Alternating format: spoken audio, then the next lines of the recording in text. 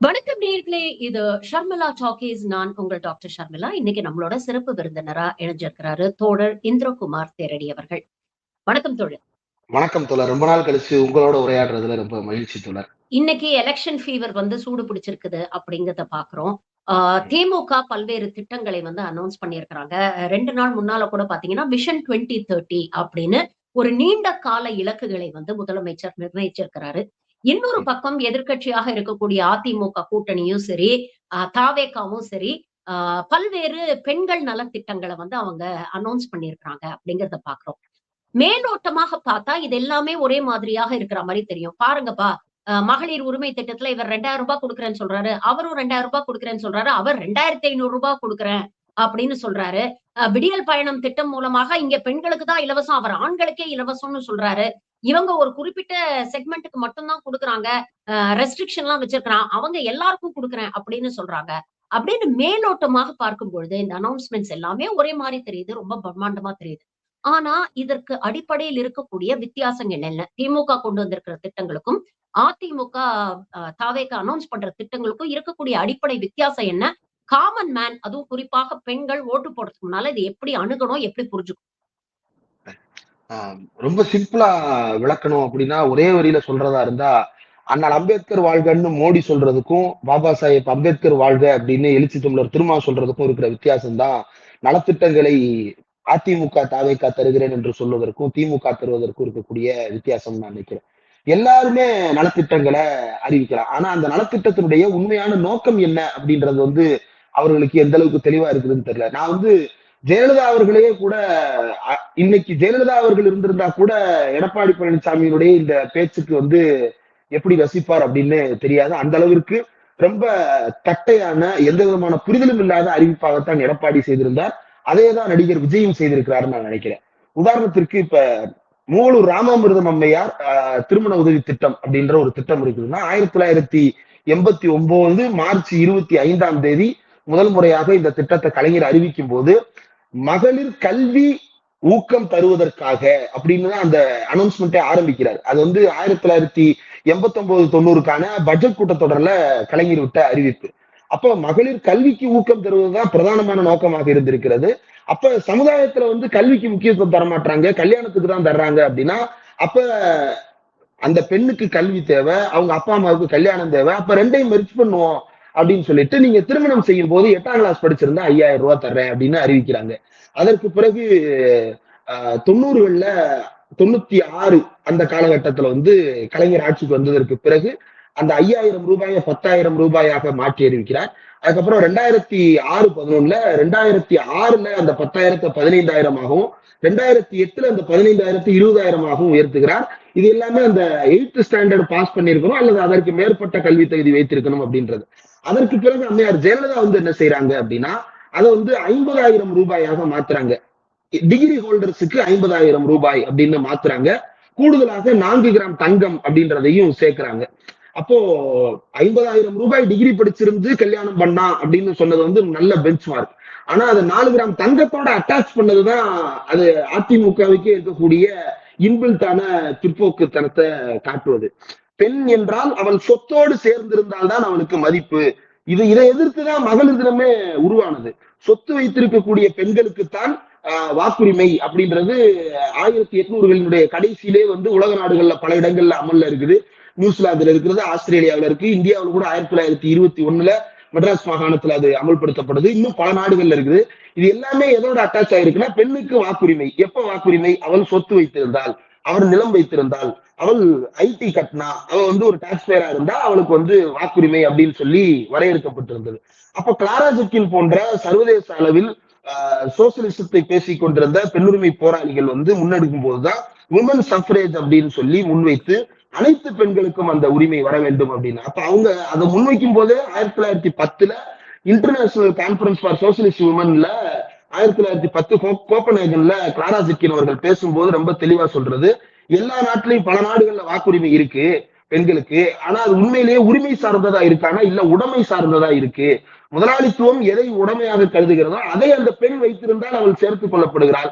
அப்போதும் கூட அவளுடைய உரிமையை பேசுவதற்கு அது இடமளிக்கவில்லை அப்படின்னு தான் சொல்றாங்க. அப்ப கிட்டத்தட்ட அதே மாதிரிதான் இதுவும்.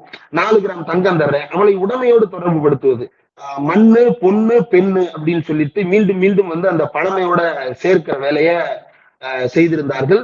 பட் அட்லீஸ்ட் அவங்க வந்து கல்வி தகுதியை உயர்த்தி அதற்காக அந்த 4 கிராம் அப்படின்றதையாவது வைத்திருந்தார்கள். ஆனா எடப்பாடி பழனிசாமி இன்றைக்கு பேசுற எல்லாத்தையும் எடுத்து பாருங்க, அவருக்கு வந்து இந்த கல்வி உரிமை, கல்வி தகுதி அல்லது பெண்களை வந்து ஆராய்ச்சிகள், இப்ப இன்றைக்கு தமிழ்நாட்டுல கிட்டத்தட்ட பெரும்பான்மையான பெண்கள் கல்லூரிக்கு வந்துடுறாங்க. இந்தியாவிலேயே அதிகமாக உயர்கல்வியில் வந்து படிக்கின்ற பெண்கள் வந்து அதிகமாக இருக்கும் மாநிலம் தமிழ்நாடாகத்தான் இருக்கிறது. அப்போ எடப்பாடி என்ன செஞ்சிருக்கணும்னா, ஆராய்ச்சி கல்வி முடிச்சீங்க அப்படின்னா நான் உங்களுக்கு இவ்வளவு தங்கம் தரேன், இவ்வளவு காசு தரேன் அப்படின்னு ஒரு சொன்னாரு அப்படின்னா அது ஒரு ஊக்கமாக இருந்திருக்கும்.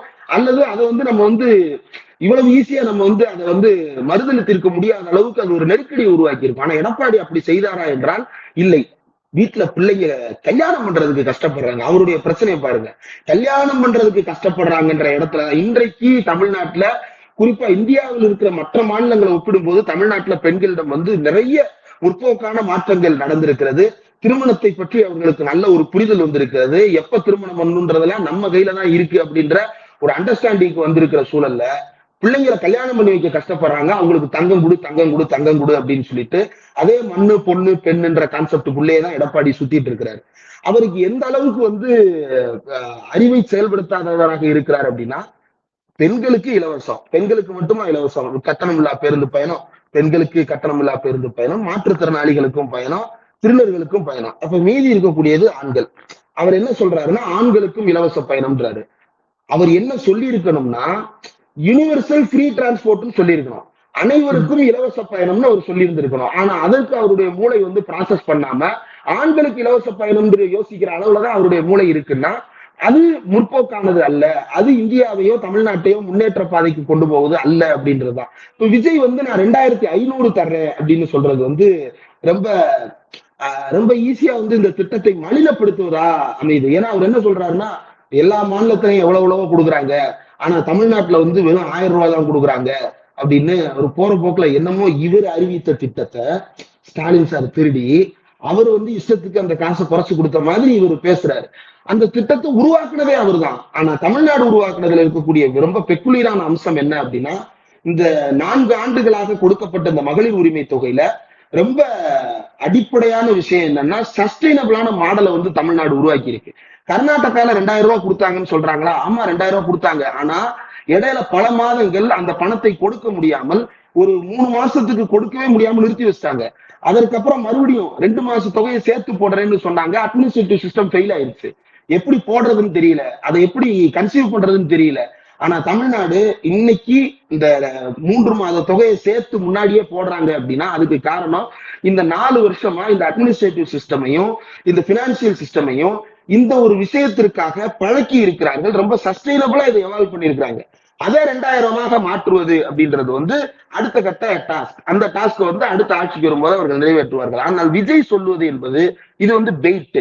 இது விஜய் வைக்கிறது வந்து பெயிட். இதுல போய் மாட்டணும் அப்படின்னா அந்த தூண்டில்ல மாட்டிருக்கிற புழுவுக்கு ஆசைப்பட்டு மீன் வாயை கொடுத்து புழுவை சாப்பிட முடியாம கடைசியில அந்த மீன் செத்து போற மாதிரிதான் நம்முடைய நிலைமை வந்து நிற்கும். ஏன்னா அவர் சொல்ற எதுவுமே அவராலேயே பின்பற்ற முடியாததாக இருக்கிறது. இப்போ முதலமைச்சர் ஸ்டாலின் வந்து ரொம்ப தெளிவாக பல இடங்கள்ல குறிப்பிடுறது என்ன அப்படின்னா குடும்பத்தை நாம் கவனிப்பது அப்படின்றது குறித்து அவர் ரொம்ப அழகாக பல இடங்கள்ல மேற்கோள் காட்டுறாரு.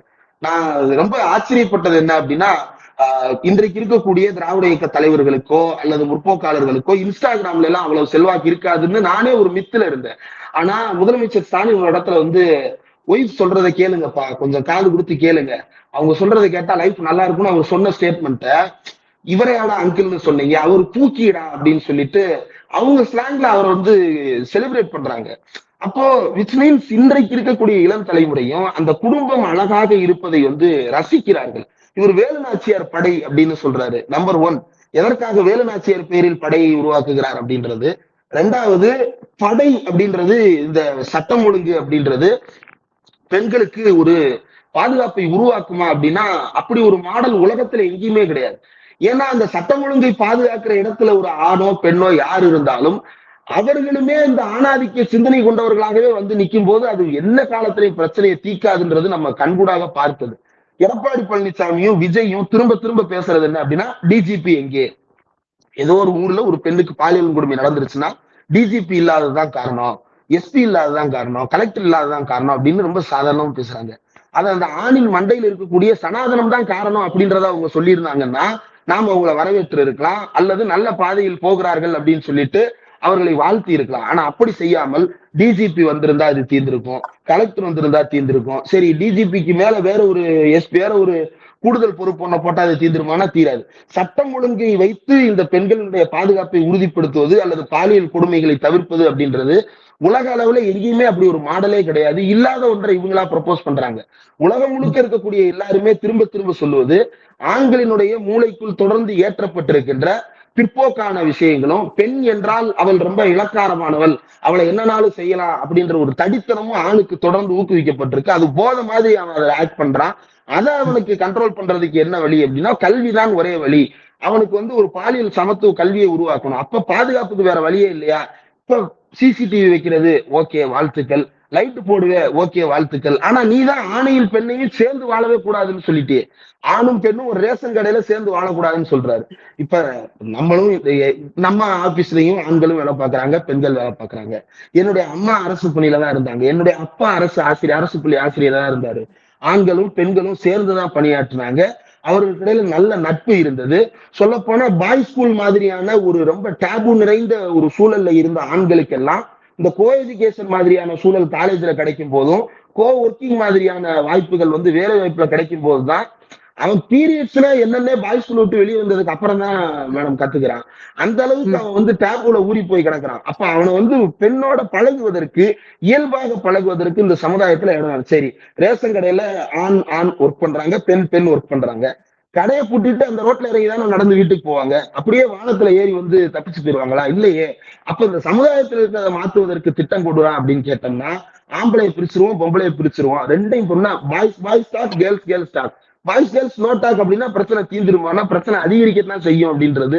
அது எனக்கு என்ன புரியலன்னா, ஒரு திரைத்துறையில் இருக்கக்கூடிய ஒரு மனிதர் எப்படி இப்படி சிந்திக்கிறார் அப்படின்னு. ஏன்னா மற்ற துறைகளை விட திரைத்துறையில ஒரு ஆணும் பெண்ணும் பழகுவதற்கும், அதுவும் ஆன் ஸ்கிரீன் பேரா நடிக்கும் போது, ஒரு பெண்ணோட ரொம்ப நெருக்கமான காட்சிகள் நடிக்கும் போது அது நடிப்பு தான், அது ஒரு காட்சி தான், கதாபாத்திரம் தான், அது நிஜம் கிடையாது அப்படின்ற புரிதலோடு தான் நடிகர்கள் பல பேர் இருக்கிறாங்க. அததான் ஆக்டிங்னு நம்ம சொல்றோம். அப்ப அந்த ஒரு அண்டர்ஸ்டாண்டிங் இருந்திருந்தா இவர் இப்படி பண்ணுவாரா அப்படின்னு எனக்கு தெரியல. ஒரு முரண்பாடு. இவர் எப்படி சிந்திக்கிறாரு அப்படின்ற ஒரு கேள்வியை நீங்க வைக்கிறீங்க. இவர் சிந்திக்கிறாரா அப்படிங்கறதுலயே எனக்கு மாற்று கருத்து இருக்கிறது. ஏன்னா இப்ப நீங்க பாத்தீங்கன்னா அவர் அந்த ஸ்கீம்ஸ் எல்லாம் அனௌன்ஸ் பண்றாரு. உடனே அவரே ஒரு டிஸ்க்ளைமரும் போட்டுக்கிறாரு. இதுக்கெல்லாம் எங்க இருந்து நிதி வரும் அப்படின்னு கேட்டீங்கன்னா, ஸ்டாலின் டாக்ஸ் அப்படின்னு கிட்டத்தட்ட 30% நாட்டோட வருவாயில ஸ்டாலின் குடும்பம் எடுத்துக்குது அப்படிங்கிற ஒரு குற்றச்சாட்டை வைக்கிறாரு. எனக்கு இதுல ஒரு கேள்வி இருக்கு. இப்ப நீங்க இத நம்பிதான் நீங்க இந்த ஸ்கீம் அனௌன்ஸ் பண்ணிருக்கீங்களா? ஏன்னா அவர் மேடையில அப்படி பேசுறாரு. இந்த 30% இருந்ததுன்னா இந்த ஸ்கீம்ஸ் எல்லாம் நடைமுறைப்படுத்த முடியும், அதற்கான நிதி நமக்கு வரும் அப்படின்னு சொல்றாரு. அப்ப ஏதாவது ஒரு எவிடன்ஸ் இருக்கா? இல்ல ஏதாவது ஆடிட் ரிப்போர்ட் உங்ககிட்ட இருக்கா? இந்த மாதிரி ஒரு 30% போயிடுச்சுன்னு. இப்போ நாளைக்கு இந்த மாதிரி ஒரு 30% இல்ல அப்படிங்கிற பட்சத்துல நீங்க என்ன பண்ண போறீங்க? அதுக்கு ஏதாவது ஆல்டர்னேட் பிளான் பி இல்ல பேக்கப் பிளான் ஏதாவது ஒண்ணு வச்சிருக்கீங்களா? இதே கேள்வியை எடப்பாடியை நோக்கி நாம எழுப்ப வேண்டியிருக்கு. ஏன்னா கருணை தொகை 10,000 ரூபாய். ஏன்னா வரிச்சுமையினால மக்கள் கஷ்டப்படுறாங்க. சோ கருணை தொகை 10,000 ரூபாய் கொடுப்போங்கிறாரு. இதற்கான நிதியை எங்க திரட்டுவீங்க அப்படின்னு கேட்டாங்க. நாங்க பொருளாதார வல்லுநர் குழு எல்லாம் போட்டு வரியை ஏத்துவோம் அப்படிங்கிறாரு. சோ அந்த இலக்கு அப்படிங்கிறதுக்கு எந்த ஒரு கிளாரிட்டியும் இல்ல. எத்தனை பேருக்கு கொடுக்க போறாங்க அப்படிங்கிற கிளாரிட்டியும் இல்ல. இதெல்லாம் தேவைப்படுதுன்னு நினைக்கிறீங்களா? ஒரு ஸ்ட்ரக்சர்டு ஒரு பாலிசி அப்படிங்கறது ஒரு டிசைன் பண்ணும்பொழுது அதோடைய பின்னால இருக்கக்கூடிய நோக்கம், அதோடைய இலக்கு என்ன, டார்கெட் பாப்புலேஷனை போய் சேர போகுது, அதுக்கான பிஸ்கல் பிளானிங், பொருளாதார நிதி எப்படி தட்ட போறோம், அதை எப்படி நாம எக்ஸிக்யூட் பண்ண போறோம். இப்ப மகளிர் உரிமை தொகையிலேயே நீங்க பாத்தீங்கன்னா முதல்ல பண்ணவே முடியாதுன்னாங்க, அப்புறம் ஏன் லேட்டா பண்றீங்க அப்படின்னாங்க, அப்புறம் நாங்க இப்ப அதிகமா கொடுப்போம் அப்படிங்கிற கட்டத்துக்கு இவங்க நகர்ந்திருக்கிறாங்க. சோ இதெல்லாம் எப்படி பாக்குறது? அடிப்படையாக திமுகவுக்கும் மற்ற கட்சிகளுக்கும் இருக்கக்கூடிய வித்தியாசம். முதல்ல ஊழல் அப்படின்ற வார்த்தையை பேசுவதற்கு விஜய்க்கு எந்த அளவுக்கு தகுதி இருக்கு அப்படின்னு எனக்கு தெரியல மேம். எனக்கு தெரிஞ்சு சினிமால ஒரு நடிகர் வாங்குற சம்பளத்திற்கு இணையாக அவரோட ஒரு பேரா நடிக்கக்கூடிய ஒரு நடிகைக்கு கூட அந்த அளவுக்கு சம்பளம் கிடையாது. இவரு பல மேடைகள்ல சொல்றாரு, நான் 200 கோடி சம்பளத்தை விட்டுட்டு வந்திருக்கேன் அப்படின்னு.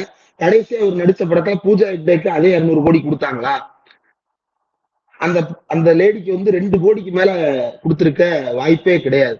நீங்களும் இண்டஸ்ட்ரியில சில படங்கள்ல ஒர்க் பண்ணிருக்கீங்க, உங்களுக்கும் நல்லா தெரியும். அங்க எல்லாருக்குமே ஈக்குவல் ஸ்பேஸ் தான். ஒரு 24 கிராஃப்ட் இருக்குன்னா 24 கிராஃப்டும் ஒன்னா ஒர்க் பண்ணாதான் அந்த சினிமான்ற ப்ராடக்ட லான்ச் பண்ண முடியும்னா 24 கிராஃப்ட்டுக்கு ஈக்குவல் சேலரி கொடுக்குறாங்களா, அல்லது அட்லீஸ்ட் ஸ்கிரீன் ஸ்பேஸ கணக்கு பண்ணி ஏதாவது ஒரு வரம்பு இருக்கா? எந்த அடிப்படையில நீங்க வந்து இவருக்கு இவ்வளவு சம்பளம் கொடுக்குறீங்கன்றதுக்கு ஏதாவது வரம்பு இருக்கான்னா கம்ப்ளீட்டா கேம்பிளிங் நடந்துகிட்டு இருக்குது சினிமா இண்டஸ்ட்ரியில. அப்ப அங்க இருக்கக்கூடிய துணை நடிகர்களுக்கு ஒன்னளவுக்கு சம்பளம் கிடையாது, உன்னோட உடன் நடிக்கக்கூடிய நடிகைக்கு அந்த சம்பளம் கிடையாது, உன்னை இயக்குபவர் அந்த இயக்குனருக்கு அந்த சம்பளம் கிடையாது, தயாரிப்பாளருக்கு கூட அவ்வளவு லாபம் கிடையாது. அந்த அளவுக்கு நடிகருடைய சம்பளம் வந்து விண்ணை முட்டுகிறது அப்படின்னா அது வந்து ரொம்ப ரொம்ப சுரண்டலின் மூலமாக ஒரு ஒரு கிராஃப்ட்ஸ்மேனுக்கு கொடுக்க வேண்டிய சம்பளத்தை சுரண்டி சுரண்டி தான் உன்னுடைய இந்த 200 கோடி அக்யூமுலேட் ஆயிருக்கு. ஒரு மற்ற நடிகர்களுக்கு கொடுக்க வேண்டிய பணத்தை சுரண்டி தான் இந்த 200 கோடி அக்யூமுலேட் ஆயிருக்கு. அப்ப இது ஊழல் கிடையாதா? ஒருத்தனுடைய அவனுக்கு போய் சேர வேண்டியதை சேர விடாம தடுக்கிறது தான் ஊழல் அப்படின்னா அதை தானே நீங்க செஞ்சு இந்த 200 கோடியை சம்பாதிச்சிருக்கீங்க. உங்க கூட நடிச்சிருக்கிற இப்ப வையா அப்படின்னு ஒரு நடிகர் உங்க கூட நடிச்சாரு. அந்த நடிகர் இன்னைக்கு எவ்வளவு பெரிய வீட்டுல இருக்கிறாரு போய் பார்ப்போமா? அந்த நடிகருக்கு எவ்வளவு கடன் இருக்குன்னு போய் பார்ப்போமா? அல்லது எத்தனை துணை நடிகர்கள் இருக்கிறாங்க இன்றைக்கும் வந்து சாலிகிராமத்துல கூட அவ்வப்போது இவர் ஒரு பெரிய ஆக்டர் பாவம் இன்னைக்கு பரிதாபமா நிக்கிறாருன்னு அவ்வப்போது நின்று பேசிக்கிறாங்க. அந்த மாதிரி எவ்வளவோ பேர் வந்து அங்கங்க சும்மா சுத்திட்டு இருக்கிறாங்க. அப்ப அவங்களுக்கு எல்லாம் என்ன? இப்ப ஊழலை பத்தி பேசுறதுக்கு இவருக்கு தகுதியே கிடையாது. ரெண்டாவது இவர் சொல்ற இந்த 30% அப்படின்றத இவர் வந்து காம்ப்ரிஹெண்ட் பண்ணி சொல்லணும்ல, எங்க இருந்து எடுத்தாங்க? இப்ப ஜெயலலிதா மேல ஊழல் குற்றச்சாட்டு, சொத்து குவிப்பு வழக்கு குற்றச்சாட்டு வச்சாங்க. ஜெயலலிதா என்ன செய்தார், எப்படி அந்த வருமானத்திற்கு புறம்பான சொத்துக்களை அவர் சம்பாதித்தார் அப்படின்றத வந்து ஆதாரங்களோட கோர்ட்ல போய் நின்று நிரூபிச்சு அந்த அம்மாவுக்கு தண்டனை வாங்கி கொடுத்தாங்க. அப்போ அந்த மாதிரி ஏதாவது ஒரு புகாரை சொல்லுங்க. இப்ப தமிழ்நாட்டினுடைய வருமானம்னு எடுத்துக்கிட்டோம்னா 100 ரூபாய் தமிழ்நாட்டுக்கு ஒரு செலவு எடுத்து, தமிழ்நாட்டினுடைய வருவாய் 100 ரூபான்னு எடுத்துக்கிட்டா அந்த 100 ரூபால 45 ரூபாய் தமிழ்நாட்டினுடைய சொந்த வரி வருவாய். அது போக ஒரு 6 ரூபாய் வந்து வரி அல்லாத வருவாய். அப்ப இதுதான் 50%. இந்த 50%ல 30% இருக்குன்னா மீதி 20%ல பட்ஜெட்டே போட முடியாது. 4 லட்சம் கோடி பட்ஜெட்ல 50% எவ்வளவு? 2 லட்சம் கோடி. அதுல இவர் சொல்ற 30% தூக்கிட்டாங்கன்னா பட்ஜெட்டே கிடையாது. அப்ப தமிழ்நாடுன்ற ஒரு ஸ்டேட் சர்வே ஆக முடியாது. அப்ப முகாந்திரம் இல்லாம எல்லா காலத்திலையுமே திமுக மீது அல்லது வந்து முக்கியமாக திராவிட இயக்கத்தின் மீது வைக்கப்படுகின்ற குற்றச்சாட்டுகள்ல பிரதானமா இருக்கிறது எல்லாத்தையும் பார்த்தோம்னா போகஸான நம்பர்ஸ். 2Gக்கு வந்து 1,76,000 கோடி. எனக்கு நல்லா ஞாபகம் இருக்கு மேம். அப்பெல்லாம் வந்து ஸ்கூல் ஸ்டூடெண்ட் நியூஸ் பேப்பரை ஓபன் பண்ணோம்னா சும்மா சும்மா அந்த ஜீரோவை போட்டு நிறைச்சு காட்டுவானுங்க. எதுக்குடான்னு கேட்டா அவ்வளவு ஊழல் பண்ணிருக்கு அப்படின்னு திரும்ப திரும்ப. அப்ப வந்து பல தோழர்கள் கூட அந்த பணத்தை வந்து வரிசையாக அடிக்கிறாள் எவ்வளவு தூரம் எடுக்கலாம், உயரமாக அடிக்கிறாள் எவ்வளவு தூரம் எடுக்கலாம்லாம் பேசி இருக்கிறாங்க. ஆனா அப்படி ஒரு பெரும் தொகை ஏதாவது ஒரு இடத்துல குவிஞ்சிருக்கணும்ல, அல்லது பகிர்ந்து இருக்கணும்ல. அப்படி எங்க போய் சேர்ந்துச்சு அப்படின்றத நிரூபிக்காம இப்படி ஒரு தொகையை எப்படி நீங்க சொல்றீங்க அப்படின்னு கேட்டோம்னா அதுக்கு பதிலே இல்லை. அதுதான் கடைசியில ஆர்எஸ் அவர்கள் கோர்ட்ல நிரூபிச்சாரு. கிட்டத்தட்ட அதேதான் இவர் 30% இவர் என்ன பார்த்திருக்கிறாருன்னா, கர்நாடகால வந்து அப்போது இருந்த பாஜக அரசு, குமாரசாமி அந்த பாஜக கூட்டணியில் இருந்த அந்த அரசு வந்து கியூஆர் கோட போட்டு பேடிஎம் மாதிரி பேடிஎம் ஃபார்மெட்ல பேசிஎம்னு போட்டு அதை ஸ்கேன் பண்ணோம்னா அந்த அரசனுடைய ஊழல். அப்ப அவங்கள்ட்ட ஒரு ஆதாரம் இருக்குல்ல, இதுல இவ்வளவு ஊழல் நடந்திருக்கு அப்படின்ற ஒரு ஆதாரத்தை அவங்க கொடுத்து கேம்பெயின் பண்றாங்க. இப்ப இவர் வந்து ஒரு போகஸா ஒரு 30% ஒரு போலியான நம்பரை சொல்லி அதை பேசுறது அப்படின்றது வந்து அடிப்படையிலேயே அவருக்கும் சொந்த அறிவு இல்லை, அவருக்கு வந்து இந்த அடிப்படை புரிதலும் இல்ல. இதுல ரொம்ப பிரச்சனைக்குரியது என்ன அப்படின்னா அந்த 30% இவர் சொல்றாரு. தமிழ்நாட்டுடைய வருவாய் அந்த 100 ரூபாயில 50 ரூபாய் வந்து வரியோட தமிழ்நாட்டின் சொந்த வரி வருவாய், தமிழ்நாட்டின் சொந்த வரி இல்லாத வருவாய். மீதி 50ல கிட்டத்தட்ட ஒரு 20% கிட்ட யூனியன் கவர்மெண்ட்ல இருந்து வரக்கூடிய grants in aid, share in central tax இதெல்லாம் சேர்த்து ஒரு 15-20% வந்துருது. மீதி ஒரு 30% பப்ளிக் டெப்ட், பொது கடன்களின் மூலமாக வந்து சேர்ந்திருக்கிறது. அப்போ 30% நீங்க கடனா வாங்குற தொகைக்கு வேர்ல்டு பேங்குக்கு கணக்கு காட்டணும், ஜிக்காவுக்கு கணக்கு காட்டணும். எந்த பேங்க்ல வாங்கினாலும் அந்த பேங்குக்காரன் நேரடியா ஆய்வுக்கு வந்து கணக்கு சொல்லுவான். அப்ப அந்த 30%ல எடுக்க முடியாது. யூனியன் கவர்மெண்ட்ல இருந்து வரக்கூடிய ஷேரிங் சென்ட்ரல் டாக்ஸஸ் எடுக்க முடியாது. கிராண்ட்ஸ் இன் எய்டுல எடுக்க முடியுமா? எடுக்க முடியாது. Own tax revenue, states own non tax revenue, இந்த 2ல இருந்து எடுத்தோம்னா பட்ஜெட்டும் கிடையாது. அப்ப இது எங்க இருந்துதான் எடுத்தாங்க, யாருக்கு இருந்துதான் கதை சுத்துற அப்படின்ற கேள்விக்கு வந்து பதில் சொல்லுவாங்களான்னு கேட்டா அவங்களுக்கு அந்த பதில் தேவையில்லை. அவங்க தாவேக்காவுடைய அஜெண்டாவே என்ன அப்படின்னா திமுகவின் மீது ஊழல் புகாரை சுமத்துவதற்கு இன்றைக்கு ஒரு கிரெடிபிளான ஆள் கிடையாது. எடப்பாடி பழனிசாமியால திமுகவின் மீது ஒரு குற்றச்சாட்டை வைக்கும் அளவிற்கு எடப்பாடி பழனிசாமிகிட்ட கிரெடிபிலிட்டி இல்ல. வேறு ஏதாவது எதிர்க்கட்சிகள் தயாராக இருக்கிறார்களா? இல்ல. பாஜகவுக்கு எதிராக அத்தனை கட்சிகளும் ஒண்ணு சேர்ந்து நிக்கிறாங்க. அப்ப சீமான் ஆல்ரெடி லாஸ்ட் இஸ் கிரெடிபிலிட்டி. பல சர்ச்சைகள்ல சிக்கி இருக்கிறார், நம்புறதுக்கு தயாரா இல்ல. அப்ப பாஜகவால, அதிமுகவால, நாம் தமிழரால பேச முடியாத புதுசா ஒருத்தன் பேசினா நம்புவாங்க எல்லாரும் பிளான் பண்ணதுலதான் பழைய பிளான் ரஜினிகாந்த், புதிய பிளான் விஜயின் மூலமாக இந்த ப்ரொபகண்டாவை பேசலாம். அப்ப காலங்காலமாக வழக்கமாக திராவிட இயக்கத்தின் மீது வைக்கின்ற குற்றச்சாட்டுகளை புதிதாக ஒருவர் வைத்தால் அதுக்கு கிரெடிபிலிட்டி வரும் அப்படின்ற அடிப்படையில தான் விஜய் இறக்கி விடப்பட்டிருக்கிறாரே தவிர குற்றச்சாட்டுகளில் உண்மை இருக்கிறதா அப்படின்னா உண்மை இல்லை. எடப்பாடி பழனிசாமி சொன்னது போல வரியை ஏத்தி நான் நலத்திட்டம் கொடுப்பேன் பாருங்க. அவர் அப்பதான் அனௌன்ஸ் பண்ணி 2 நிமிஷம் கூட ஆகல, கருணை தொகை அப்படின்னு சொல்லிட்டு அடுத்த 2வது நிமிஷம் எப்படி கொடுப்பீங்க அப்படின்னு கேட்டா, அது நாங்க ஆய்வு பண்ணி வரியை ஏத்தி நாங்க வாங்கி கொடுப்போம். வரியை ஏத்தி வாங்கி கொடுக்கறதுக்கு நீ ஏத்தனை வரியை குறைப்பண்ணல சொல்லணும். ஏத்தனை வரியை குறைப்பேன்னு எடப்பாடியால சொல்ல முடியல. ஏன் சொல்ல முடியவில்லை? அதுக்கு பதில் தேடணும்னா உண்மையான ஆன்சர் என்னன்னு கிடைச்சிரும். சொத்து வரி ஏறி இருக்குன்னு சொல்றாரு. எல்லா சொத்துக்களுக்கும் வரி அல்ல, ரொம்ப பெரிய சொத்துக்களாக இருக்கக்கூடியதற்கு வரி ஏறி இருக்கிறது.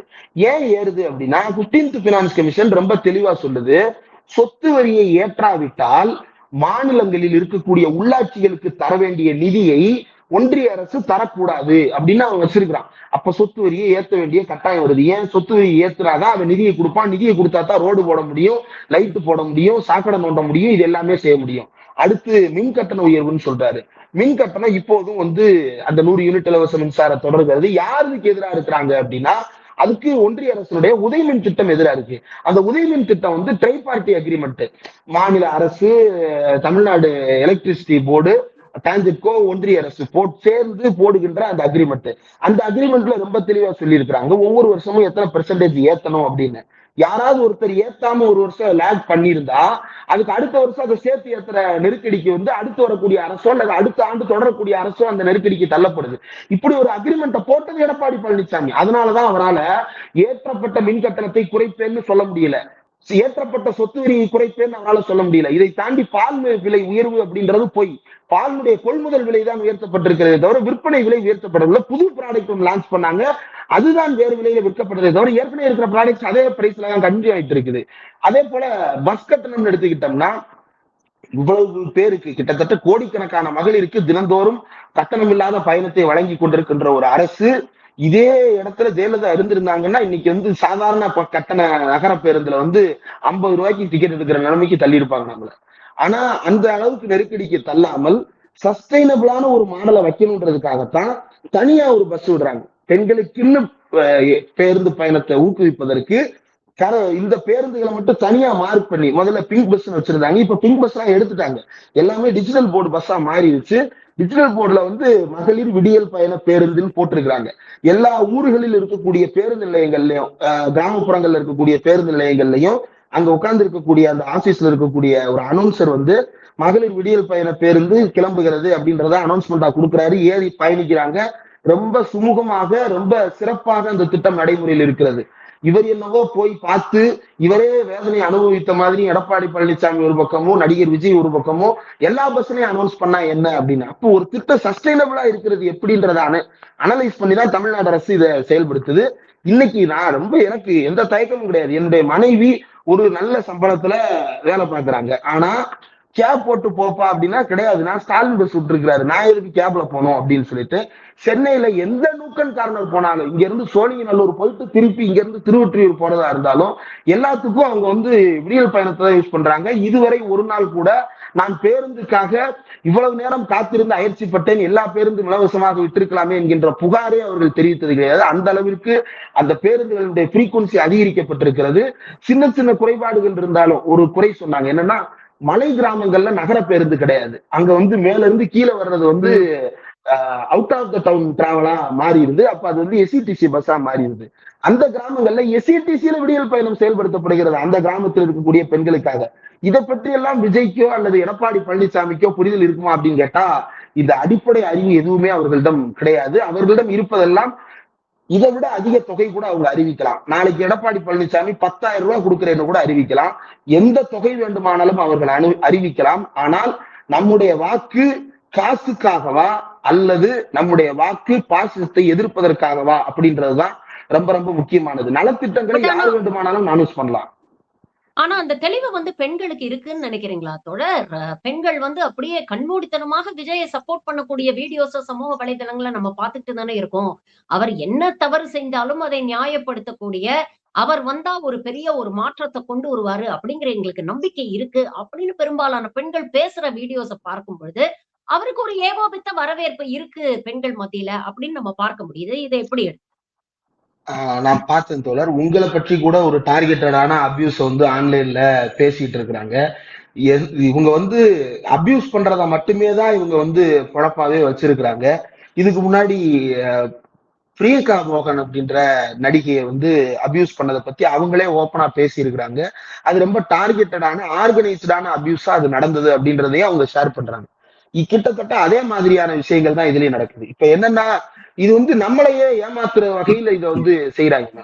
எப்படின்னா, தமிழ்நாட்டுல பெண்கள் எல்லாம் வந்து முற்போக்கு கிடையாது, அவங்க எல்லாம் இப்படிதான் இருப்பாங்கன்ற மாதிரி ஒரு தோற்றத்தை உருவாக்குறாங்க. இந்த தோற்றம் உண்மையா அப்படின்னா இது பொய். இப்ப என்னன்னா, எல்லாருக்குள்ளயுமே வந்து ஒரு துணிவு இருக்கும். என்னன்னா, இதை பேசலாம் இதை பேசக்கூடாதுன்னு. ஆனா யாரா பக்கத்துல பாயாசம் வைக்கிற மாதிரி எவனாவது இதை கேட்ட மாட்டானா? நம்ம பக்கத்துல உட்கார்ந்து இருக்கிறேன், பாயாசம் கேட்டாங்கன்னா நம்ம ஊத்திக்கலாம் அப்படின்னு ஒரு சில உட்கார்ந்து. அப்படி உட்கார்ந்து இருக்கிற குரூப் தான் இதை ஸ்டிமுலேட் பண்றதுக்காக என்ன பண்றாங்க அப்படின்னா, ஆர்கனைஸ்டா பெய்டு கேம்பெயின் பண்ணி விஜய் செய்ததில் என்ன தவறு அப்படின்னு ஒரு சிலரை பேச வைக்கும் போது அவங்கள ஃபாலோ பண்றவங்க, நான் என்ன பேசுறேன் என்ன தவறு அப்படின்னு அவன் பேசுவான். அப்படி பேசுறவனால அவன் வீட்டுல போய் அவன் தங்கச்சிட்டையோ அவங்க அக்காட்டையோ அவங்க அம்மாட்டையோ இதே மாதிரி நீங்களும் வாழுங்க அக்கா, நீங்களும் வாழுங்கம்மா, நீங்களும் வாழுங்க சிஸ்டர், தன்னுடைய மனைவியிடம் போய் இதே மாதிரி நீயும் வாழ்ந்துக்கம்மா, ஒன்னும் பிரச்சனை இல்லை, நானும் இப்படி வாழ்ந்துக்கிறேன்னு அவனால பேச முடியுமா அப்படின்னா, பேசுனா வீட்டுல விளக்கமாத்து கட்ட பிய்யும். அப்ப அப்படி ஒரு வாழ்க்கையை அவனால வாழ முடியாது. ஆன்லைன்ல இது என்னன்னா அனானிமிட்டியா மாறுது. பெண்களுக்கும் கிட்டத்தட்ட அதேதான். அவங்க வந்து ஒரு ஒரு அட்ரினலின் ஹைப்ல வந்து அப்படி ஒரு கூட்டத்துல இருந்து வெளியே வரும்போது அந்த ஒரு ஜோஷ்ல அதை பேசிடுறாங்க. ஆனா கொஞ்சம் நிதானமா அவங்க யோசிச்சு பார்க்கும்போது அவங்களுக்கு புரியும், இது தப்பா இருக்கே, இது சரி இல்லையே அப்படின்றத அந்த அட்ரினலின் குறைஞ்சதுக்கு பிறகு, அந்த டோபமைன் குறைஞ்சதுக்கு பிறகு அவங்களுக்கு வந்து அந்த இது வந்து புரிய வரும். அப்படி புரிதலோட நிறைய பேர் மாறி இருக்கிறாங்க. அதையும் நம்ம பாக்குறோம் மேம். ஆனா இந்த பெர்செப்ஷனை இவங்க பில்டு பண்றதுக்கு காரணம் என்ன அப்படின்னா, நம்ம கண்டினியூஸா தமிழ்நாடு அப்படின்னா என்னன்ற ஒரு உண்மையை ப்ரொஜெக்ட் பண்ணிருக்கிறோம். தமிழ்நாடு எப்படிப்பட்டது? தமிழ்நாடு பெரியார் மண், தமிழ்நாடு திருப்பரங்குன்றத்தில் சங்கிகளை அனுமதிக்காது, தமிழ்நாடு ஒரு பொதுவெளியில் சாதியை அங்கீகரித்து யாரையும் பேச விடாது, தமிழ்நாடு இப்படிப்பட்ட மாநிலமாக இருக்கும் அப்படின்றத நம்ம ஒரு உண்மைய ரியாலிட்டியை ப்ரொஜெக்ட் பண்ணியிருக்கிறோம். அப்ப இந்த ரியாலிட்டிக்கு மாற்றாக வேறு ஒன்ன ப்ரொஜெக்ட் பண்ண வேண்டியது இருக்கு. அது களத்துல இருக்கானா இல்ல. ஆனா அப்படி இருக்கிற மாதிரி ஒரு பில்டப் உருவாக்குனா நம்ம ஆட்களே பல பேர் வந்து, ஓ இதுதான் தமிழ்நாடு போல, நம்ம தான் தப்பா நினைச்சிட்டோம் போலன்ற ஒரு தங்களை தாங்களே ஒரு டிஸ்ஓன் பண்ணிக்கிற ஒரு நிலைமைக்கு தள்ளப்படணும்ன்றதுதான். இது ஒரு டாக்டிக்கலான ஒரு சைக்காலஜிக்கல் வார வந்து தாவேகாவின் மூலமாக பாஜகவும் ஆர்எஸ்எஸும் நடத்துவதாகத்தான் நான் பார்க்கிறேன். ஏன்னா தமிழ்நாட்டினுடைய பிம்பத்தை சிதைக்கின்ற நோக்கம் தமிழ்நாட்டுல பாஜகவை தவிர வேறு யாருக்கும் கிடையாது. அதை வந்து தாவேகா காரங்க செய்யறாங்க. அதனுடைய உச்சகட்டம் தான் தன்னுடைய குடும்பத்தை பற்றி பேசும்போது அது ஒர்த்தே இல்லை அப்படின்னு சொல்றாரு. என்னைக்கு சொல்றாரு? ஒரு மகளிர் தின மேடையில சொல்றாரு. வி ஆர் ஒர்த் அப்படின்னு சொல்லி உருவான ஒரு தினத்தில் மை ஃபேமிலி இஸ் ஒர்த்லெஸ் அப்படின்னு தன்னுடைய பெண் குழந்தையை பற்றியும் தன்னுடைய மனைவியை பற்றியும் ஒர்த்லெஸ் அப்படின்னு சொல்றாரு. நீங்க வருத்தப்படுறத பார்த்து எனக்கு வருத்தமா இருக்கு அப்படின்னு சம்பந்தம் இல்லாம பேசுறாரு. அப்படின்னா அதுக்கு காரணம் வந்து இப்படியான ஒரு பெர்செப்ஷனை பில்டு பண்றது, இப்படியான மோசடிகளை உருவாக்குவது. இது நடிகர்களுக்கே இருக்கக்கூடிய நார்சிசம். தான் செய்வது எல்லாம் சரி, அதை வந்து அடுத்த சீன்ல சரி பண்ணிக்க முடியும், வேற ஒரு சீன்ல வேற ஒரு பேட்ச் ஒரு பார்த்துக்கிட முடியும். இப்ப சினிமால அப்படிதான் இருக்கும். ஒரு சில சீனை முடிச்சாச்சு, இப்ப இந்த சீன் வந்துருச்சு, அப்ப இந்த சீனை எப்படி சரி பண்றது, இதுல டேமேஜ் பண்றோமா, அடுத்த சீன்ல வேற ஒண்ணு வைப்போம், இந்த சீன்ல இவரை இறக்கி விட்ட மாதிரி ஆயிடுச்சு, அடுத்த சீன்ல இவருக்கு ஒரு பில்டப் ஷாட் வச்சுப்போம் அப்படின்ற மாதிரி தான் இவங்க வச்ச அந்த பில்டப் ஷாட் தான் மகளிர் தினத்துல அறிவிப்பு கொடுக்குறேன் அப்படின்னு சொல்றது. அந்த பில்டப் ஷாட்ல இப்ப ஒரு ஓட்ட விழுந்திருக்கா, இது அடுத்த ஷாட்ல சரி பண்ணலாம் அப்படின்னு சொல்லிட்டு இப்படியே ஒரு நார்சிஸ்டிக் பில்டப் தான் தொடர்ந்து இவங்க செஞ்சுக்கிட்டே இருக்கிறாங்க. இது உண்மையிலேயே ரியாலிட்டியில தமிழ்நாடு இப்படி இல்ல மேம். தமிழ்நாடு வந்து ரியாலிட்டியில குடும்பங்களை கொண்டாடுவதாக இருக்கிறது. ஒரு ஆண் பெண் உறவை அந்யோன்யமான உறவாக இருக்கட்டும் அல்லது வந்து நட்பாக இருக்கட்டும், எதுவாக இருந்தாலும் அதை ரெஸ்பெக்ட் பண்ற உறவாக தமிழ்நாடு இருக்கிறது. ஒரு சில காட்சிகள்லாம் தமிழ்நாடு வந்து ரொம்ப அப்படி செலிப்ரேட் பண்ணோம்.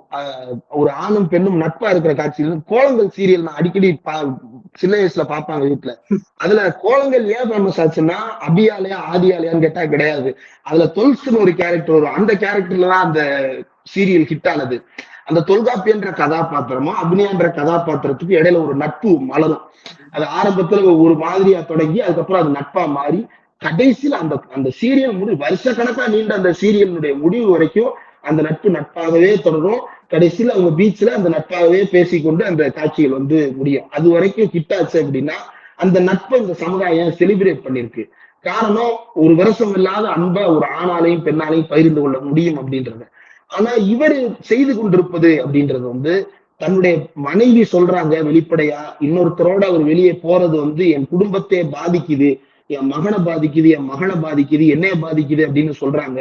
தங்குறதுக்கு வீடு இல்லை. அவருடைய பையன் யாரோ ஒருத்த மாதிரி இங்க ஒரு வாடகை வீட்டுல தங்கிட்டு இருக்கிறான்.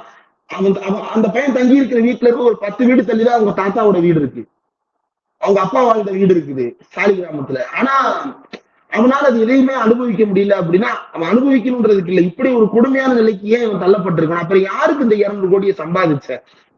இந்த 200 கோடி எதுக்காக சம்பாதிச்ச? உன் மகனுக்கு கிடையாது, உன் மகளுக்கு கிடையாது, உன் பொண்டாட்டிக்கு கிடையாது. அப்ப யாருக்காக இந்த 200 கோடியை சம்பாதிச்ச? ஒரு பொது வெளியில இப்படி ஒண்ணு நடக்கும் போது எனக்கு பாதிப்பை ஏற்படுத்துதுன்னு அந்த அம்மா சொன்னதற்கு பிறகும் இப்படி ஒண்ணு செய்யற துணிச்சல் வருது அப்படின்னா இது அவர் சினிமாவில் நடிப்பது போலவே நினைத்து வாழ்ந்து கொண்டிருக்கிறார் அப்படின்றதுதான். இதுல அந்த இன்னொரு பெண்ணுமே விக்டிம் தான். அது இன்னைக்கு உணரலனாலும் என்னைக்காவது ஒரு நாள் அவங்க உணரணும்ன்றதுதான் நம்முடைய எதிர்பார்ப்பு. என்னைக்காவது ஒரு நாள் அவர்களும் உணர்வார்கள். அப்போது இந்த நபர் என்ன செய்ய போறாருன்னு தெரியல. தன்னுடைய ஆணாதிக்கத்தின் உச்சத்தில் ஆட்டமாக ஆடிக்கொண்டிருக்கிறார். தமிழ்நாட்டு மக்கள் இந்த ஆட்டத்துக்கு என்ன காட்ட வேண்டும் என்பதை தெளிவாக தேர்தலின் போது காட்டுவார்கள். ஆனா நேத்து ஜோதிமணி போன்ற ஒரு மூத்த பெண் அரசியல்வாதி சொல்றாங்க, தாவேகா தான் எதிர்க்கட்சியா வரப்போகுது பாருங்க, அந்த அளவுக்கு விஜய்க்கு களத்துல ஆதரவு இருக்குது, அதிமுக இந்த தேர்தலோட காணாம போயிடும் அப்படின்னு பேசுறாங்க. ஒரு பெண் அரசியல்வாதி, அனுபவம் மிக்க ஒரு அரசியல்வாதி, அவங்க எப்படிப்பட்ட ஒரு ஸ்டேட்மெண்ட் விடுறாங்க அப்படிங்கும் பொழுது இது அவ்வளவு எளிதில் நம்ம அப்படி கடந்து போயிட முடியல. அவங்க அது கணிப்பு அப்படின்னு அவங்க சொல்றாங்க. ஆனா அது அவங்களுடைய எதிர்பார்ப்பு மாதிரி தெரியுது. இப்ப எதிர்பார்ப்புகளை கணிப்புகளாக ப்ரொஜெக்ட் பண்ற ட்ரெண்ட் நிறைய வளர்ந்திருக்கிறது. அந்த எதிர்பார்ப்புலதான் 41 சீட் எல்லாம் கேட்பாங்க. அந்த எதிர்பார்ப்புலதான் ஒரு குரூப் நாங்க ஒரு நாள் 30%, ஒரு நாள் 35. இப்ப 50% வந்துட்டாங்கன்னு நினைக்கிறேன் மேம். எல்லா ப்ரொஜெக்ஷன்ஸ்லயும் 50% தாவேக்கா அப்படின்னு போட ஆரம்பிச்சிட்டாங்க. எந்த தொகுதியை கேட்டாலும் அங்க நாங்க தான் எங்க அண்ணன் தான் வேட்பாளர், அவர் தான் ஜெயிக்க போறாருன்னு பேச ஆரம்பிச்சிட்டாங்க. இது எப்படின்னா இது அவங்களும் ஒரு பெர்செப்ஷன் பில்டிங்ல தான் ஈல்ட் ஆயிருக்கிறாங்க. தாவேக்கா தான் எதிர்கட்சியாக வரும் அப்படின்னா அந்த கரூர்ல இப்ப அவங்களுடைய நாடாளுமன்ற தொகுதியிலே எடுத்துப்போமே, அவங்களுடைய நாடாளுமன்ற தொகுதிக்கு உட்பட்டு 6 சட்டப்பேரவை தொகுதிகள் இருக்கிறது. அந்த 6 சட்டப்பேரவை தொகுதிகள்ல தாவேக்காவுடைய நிர்வாகிகள் யாரு? அதுக்கு மேலிட பொறுப்பாளர் அல்லது தேர்தல் கண்காணிப்பாளர்னு 6 தொகுதிக்கு யாராவது போட்டிருக்கிறாங்களா? கிடையாது. சரி, அந்த 6 தொகுதிக்கு கீழே கிட்டத்தட்ட 3 மாவட்டங்கள் வருது அப்படின்னா அந்த 3 மாவட்டங்களுக்கும் ஒரு மாவட்ட செயலாளர் இருக்கணுமே. அந்த மாவட்ட செயலாளர் யாரு? அந்த மாவட்ட செயலாளருக்கு கீழே எத்தனை அணிகள் இருக்கு? அந்த அணிகள்ல ஆள் இருக்காங்களா? பூத்துல ஆள் இருக்காங்களா? அது பூத்துல ஆள் இருக்கிறவங்களுக்கு தான் பூத்துல வேற யாரெல்லாம் இருக்கிறாங்கன்றது தெரியும். இப்ப பூத்துல இல்லாதவங்களுக்கு தான் பக்கத்துல பூத்துல யாரு உட்கார்ந்துருக்காங்கன்னு தெரிய போறது கிடையாது. இப்ப நான் ஒரு பூத் ஏஜென்ட்னா எனக்கு தெரியும் எத்தனை பேர் இங்க பூத் ஏஜென்ட் இருக்கிறாங்க, எத்தனை பேர் இங்க ஓட்டு கேட்கறாங்க அப்படின்றது தெரியும். அதே போல பூத் லெவல்ல நான் ஏன் ஏஜென்ட்னு சொல்றேன்னா அது போலிங்க்கு மட்டும் இல்ல, அந்த பூத் ஏஜென்டா இருக்கக்கூடியவர் தான் டே டு டே கேம்பெயின்ல முன்னாடி நின்றுட்டு இருப்பாரு. அந்த டே டு டே கேம்பெயின் போறதுக்கு யாராவது இருக்கிறாங்களா அப்படின்றதும் போறவங்களுக்கு தான் தெரியும். இப்ப ஒரு உதாரணத்திற்கு விழுப்புரத்துல எடுத்துக்கிட்டோம் அப்படின்னா, விழுப்புரத்துல கேம்பெயின் அப்படின்னு அறிவிக்கிறாங்க அப்படின்னா திமுகல ஒரு செட்டு, விசிகால ஒரு செட்டு, காங்கிரஸ்ல ஒரு செட்டு, இப்படி ஒவ்வொரு இதுலயும் ஒரு செட்டு வருவாங்க. அவங்க ஓட்டு கேட்டு பிரச்சாரம் பண்றதுக்கு போவாங்க. இன்னொரு தரப்பு அதிமுக வருவாங்க, பாஜக கூட வருவாங்க. தாவேக்கால இருந்து யாரு வருவாங்க அப்படின்னு எடுத்து பார்த்தா அப்படி யாருமே இருக்க மாட்டாங்க.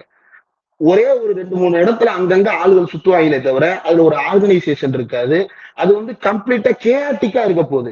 களத்துல இறங்கி வேலை பார்க்கறதுக்கு ஆளே இல்லாத ஒருத்தர் எதிர்கட்சியாக வருவார் அப்படின்னு சொல்றாங்கன்னா அது கம்ப்ளீட்டா கேஆஸா இருக்கும். அது பீப்புளோட கனெக்டடா இருக்காது. அவங்க எப்படி ரொம்ப ட்விஸ்டடா கம்பேர் பண்ணிக்கிறாங்க அப்படின்னா அதிமுக அழியும், அந்த இடத்தை தாவேக்கா நிரப்பும். இதைத்தான் பாஜக விரும்புகிறது. அதிமுக அழிய வேண்டும். ஏன்னா அது ஒரு ஆர்கனைஸ்டு பார்ட்டியா இருக்கு. அந்த ஆர்கனைஸ்டு பார்ட்டியை அவங்க உடைக்க நினைச்சாங்க. அந்த உடைப்பில் ஒன்று ஓபிஎஸ், ஒன்று டிடிவி, ஒன்று சசிகலா, ஒன்று திவாகரன், இன்னும் பல பேர் உடைத்து எடுக்கப்பட்ட செங்கோட்டையன், இப்படி அடுத்து உடைக்கப்படுவதற்கு தயாராக எஸ்பி வேலுமணி, இவங்கெல்லாம் உடைக்கப்படுறதுக்கு காரணம் என்னன்னா, அதிமுக ரொம்ப ஆர்கனைஸ்டு பார்ட்டியா இருக்கு. அதை உடைக்கணும். ஏன்னா அதை உடைக்கும் போது அந்த உடைப்பில் சிதறுபவர்கள் ஏதாவது ஒரு இடத்துல அடைக்கலம் ஆவாங்க. அப்ப அதிமுகன்ற இடம் வந்து ஒரு சிங்கிள் ஆர்கனைஸ்டு பார்ட்டியா இல்லாம கலட்டி விடப்படும் போது we will replace them. அல்லது அதிமுகவுடைய ஒரு படை வந்து நம்ம பின்னாடி வந்து சேர்ந்துக்கும் அப்படின்றது பாஜகவுடைய அஜெண்டா. அதிமுக அழிய வேண்டும் என்பதும் அதிமுகவின் இடத்தை இப்படித்தான் தான் நிரப்ப வேண்டும் என்பதும் அவங்களுடைய அஜெண்டா. அப்ப அதுல தாவேக்கா வந்து நிரப்பும் அப்படின்னு சொல்றதும் பாஜக வந்து நிரப்பும்னு சொல்றதும் ரெண்டும் ஒண்ணுதான். அப்ப நாம வந்து யார் வெல்ல போகிறார்கள் அப்படின்றத கவனமா இருக்கணும், அல்லது யாரெல்லாம் வீழ்த்தப்பட வேண்டும் என்பதில் கவனமாக இருக்கணும். இவர் 2ஆம் இடம் வருவார், இவர் 3ஆம் இடம் வருவார் அப்படின்னா ஏதாவது ஒரு களத்திலிருந்து அவங்க ஏதாவது ஒரு டேட்டாவோட சொன்னாங்க அப்படின்னா that data may be presentable. ஆனா அது அப்படி பிரசன்டபிள் டேட்டா இல்லாம ஒரு விஷயத்த சொல்றாங்க அப்படின்னா அது அவர்களுடைய தனிப்பட்ட எதிர்பார்ப்பா மட்டும்தான் இருக்க முடியுமே தவிர அது களத்தில் கணிப்பாக இருக்க முடியாது. களத்துல இப்போதும் அதிமுக என்கின்ற கட்சி தான் கேடர் பேஸ்ல வந்து ரொம்ப ஆர்கனைஸ்டாக இருக்கிறது.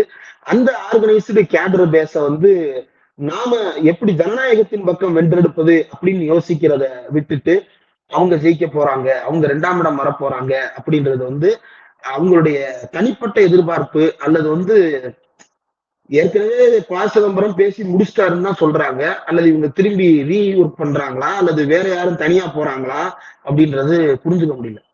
ஓகே. ஒரு ஒரு சராசரி ஓட்டருக்கு வந்து இந்த எலெக்ஷன்ல பாத்தீங்கன்னா பல்வேறு முனைகள். ஒரு பக்கம் வந்து திமுக கூட்டணி, இன்னொரு பக்கம் அதிமுக கூட்டணி, புதிய வரவான விஜய், ஏற்கனவே களத்துல இருக்கக்கூடிய சீமான், இப்படி பல்வேறு ஆப்ஷன்ஸ் இருக்கு. ஒரு சராசரி ஓட்டர், அரசியல் பற்றிய பெரிய புரிதல் இல்லாத ஒரு ஓட்டர் வந்து எந்த அடிப்படையில வாக்களிக்கணும்னு நீங்க நினைக்கிறீங்க? எதற்கு முக்கியத்துவம் கொடுத்து யாருக்கு வாக்களிக்கணும்னு? இது ரொம்ப முக்கியமான விஷயம் மேம். அதுதான் நம்ம முதல் கேள்வியிலே கிட்டத்தட்ட அதை பேசியிருந்தோம். அதாவது தமிழ்நாடு முழுக்க இன்றைக்கு இருக்கக்கூடிய கட்சிகளுடைய எண்ணிக்கை அதிகம், அவர்களுடைய வாக்குறுதிகளின் எண்ணிக்கையும் அதிகம். தொகையை அதிகப்படுத்தி அறிவிப்பது என்பது யார் வேண்டுமானாலும் தொகையை அதிகப்படுத்தி அறிவிக்க முடியும். ஆனால் தொகையை அறிவிப்பது தான் நமக்கு தேவையா அப்படின்னா, உத்தரப்பிரதேசத்துல பாஜக 1500 ரூபாய் கொடுக்குது. உத்தரப்பிரதேசத்துல பாஜக சிலிண்டருக்கு ஏதோ ஒரு செலவுக்கு காசு கொடுக்குது. உத்தரப்பிரதேசத்துல பாஜக அண்ணல் அம்பேத்கர் பேரை சொல்லி ஓட்டு கேட்குது. உத்தரப்பிரதேசத்துல பாஜக 100 யூனிட் இலவச மின்சாரம் கொடுக்குது. அப்ப பாஜகவை ஆதரிக்கலாமா?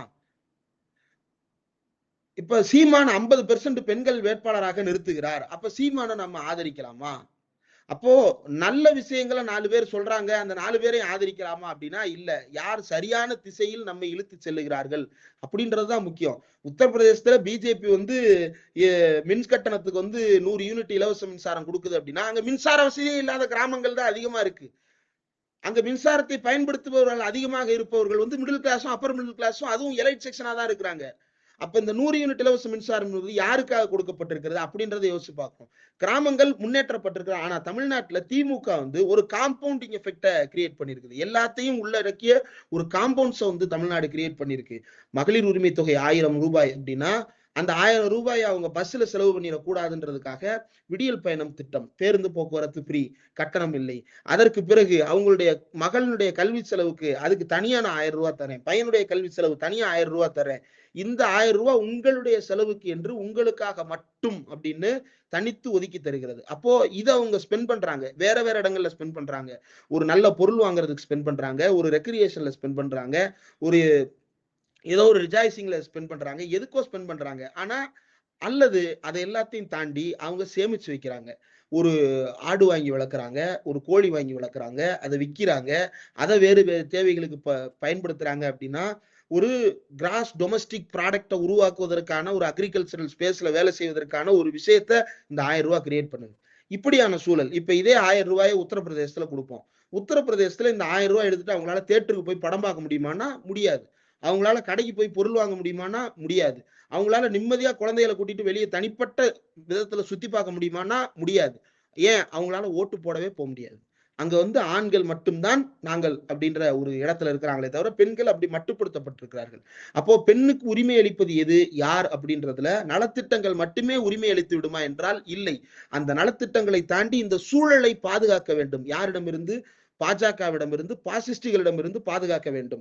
ஆணவ படுகொலைகள் நடக்கிறதா அதில் தமிழ்நாடு அரசு நடவடிக்கை எடுக்கிறதா இல்லையான்றதுதான் மேட்ரு. இதை தடுக்க வேண்டுமா? ஆம், தடுக்க வேண்டும். ஆனால் நடந்தால் நடவடிக்கை எடுக்க வேண்டுமா? நடவடிக்கை எடுக்க வேண்டும். தமிழ்நாடு அரசு நடவடிக்கை எடுக்கிறது. பெண்களுக்கு எதிரான வன்கொடுமை நடக்கிறதா? தமிழ்நாடு அரசு உடனடியாக அதன் மீது நடவடிக்கை எடுக்கிறது. இப்ப விஜய் வந்து ஃபாஸ்ட் ட்ராக் கோர்ட்னு எல்லாம் பேசுறாரு. இப்படி ஒரு ஃபாஸ்ட் ட்ராக்கான தீர்ப்பு அப்படின்னு ஒரு தீர்ப்பை வந்து வன்கொடுமை விவகாரத்துல கொடுக்க முடியுமா அப்படின்னா அது ரொம்ப ரொம்ப சிக்கலுக்குரிய விஷயம்.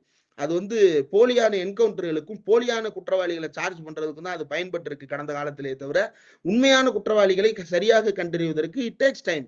டேக்ஸ் டைம்னா அது 4 நாளா இருக்கலாம், 10 நாளா இருக்கலாம். ஆனா ஒவ்வொரு கேஸுக்கும் அந்த டைம் மாறுபடும், அந்த கேஸுடைய தன்மையை பொறுத்து. இந்த அடிப்படை அறிவு அவரிடம் இல்லை. ரொம்ப பேசிக்கா எல்லாரும் வாக்குறுதிகளை கொடுப்பான், ஆனா எவன் நல்லவன் அப்படின்றதுதான் ரொம்ப முக்கியம். ஒண்ணும் இல்ல, ஒரு குடும்பத்து உதாரணத்தை சொல்லுவோமே, ஏன்னா குடும்பங்கள் தான் நிறைய பேசப்படுது. இப்போ ஒரு பையனும் ஒரு பொண்ணும் 2 பேரும் வந்து திருமணம் பண்ணிக்கிட்ட விரும்புறாங்க. ஒரு 4-5 பேர் இருக்கிறாங்க வரன்கள். இதுல எப்படி மேட்ச் பிக்சிங் பண்றது, அவங்க எப்படி வந்து தன்னுடைய இணைய தேர்ந்தெடுக்க போறாங்க அப்படின்னா, அதிக காசு வச்சிருக்கிறவன்னு தேர்ந்தெடுக்கணுமா, பெரிய வீடு வச்சிருக்கிறவன்னு தேர்ந்தெடுக்கணுமா, அல்லது காசு பணமும் இருக்கு ஆனா அவன் நல்ல மனுஷனா இருக்கிறான் அப்படின்றத தேர்ந்தெடுக்கணுமா, இன்னொருத்தன்ட்ட காசு பணம் இருக்கு ஆனா அவன் பெரிய குற்றவாளியா இருக்கிறான், அவன் வந்து ஏற்கனவே வந்து வீட்டுல டொமஸ்டிக் வயலன்ஸ் பண்ண ஒருத்தனா இருக்கிறான். அப்ப இதுல யாரு சரியான நபர்னா நல்லவனா எவன் இருக்கான்றதுதான் முக்கியம். அப்ப இதுல 4-5 பேர் காசு செலவு பண்றான், 4-5 பேர் பெரிய பெரிய திட்டங்களை அறிவிக்கிறான் அப்படின்னா திட்டங்களை யார் அறிவிக்கிறான்றதும் முக்கியம். விஜய் இதை சொன்னாருன்றதுக்காண்டியே திட்டுறீங்களான்னா ஆமா, விஜய் இதை சொன்னாருன்றதுக்காண்டியே அடிப்போம், எடப்பாடி இதை சொன்னாருன்றதுக்காண்டியே அடிப்போம். ஏன்னா அவன் பாஜகவை எதிர்க்கிறதுக்கு துணிவில்லாதவன். அப்படி துணிவில்லா வாடன்னா அடிப்போம். அந்த மாதிரி வந்து பாஜகவை எதிர்க்க துணிவில்லாத ஒருவரை அடிப்போம், விரட்டுவோம். அதுதான் தமிழ்நாடு. அதை தமிழ்நாடு சரியாக செய்யணும். பல்வேறு விஷயங்களை இன்னைக்கு எங்களோட பகிர்ந்துக்கிட்டீங்க. உங்கள் நேரத்துக்கும் கருத்துக்களுக்கும் மிக்க நன்றி தோழர். Thank you very much for joining. நன்றி தோழர்.